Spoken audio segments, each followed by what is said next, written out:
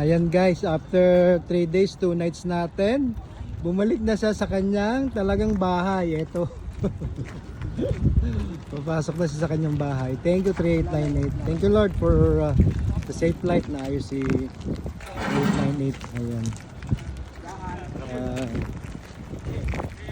From time to time guys, meron talagang ganun nangyayari na minsan nadidelay yung ating mission dahil sa nagkakaroon ng discrepancy, hindi ni-start yung chopper. Pero sinasabi ko naman po mga kasimangisda na napaka-safe po ng helicopter na ito. Dinilipad ko po ito for 16 years, for over 16 years. Hindi nga lang po itong helicopter na ito, kundi ganitong klaseng helicopter guys ang aking inililipad. So 16 years na po ako lumilipad nito, kaya guys, napaka-safe po nito.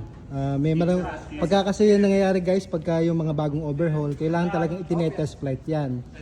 Yung time na yon ng maintenance, lumalabas pa talaga yung mga sakit niya kasi may mga adjustment tsaka mga kusakwan, ita-timing pa talaga yan. Kahit galing yan sa manufacturer, yan ay inaano nila, kailangan pa talagang dumaan sa procedure na mag-maintenance flight talaga para makuha talaga yung full performance ito guys. So thank you sa mga prayers nyo, doon sa mga comments na delikado.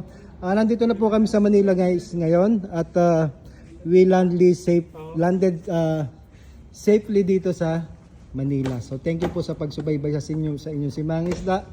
Ayan, naihatid na po ulit natin ang ating alagang si 3898 dito sa kanyang tahanan guys. So thank you po sa panonood at doon sa mga prayers nyo na matapos at maayos yung aming helicopter, makabalik ng maayos. Ayan po. Pinagkaloob po sa atin ni Lord, kaya thank you naman po at magandang tanghali at alas 12 na po kami na kapag-park ngayon.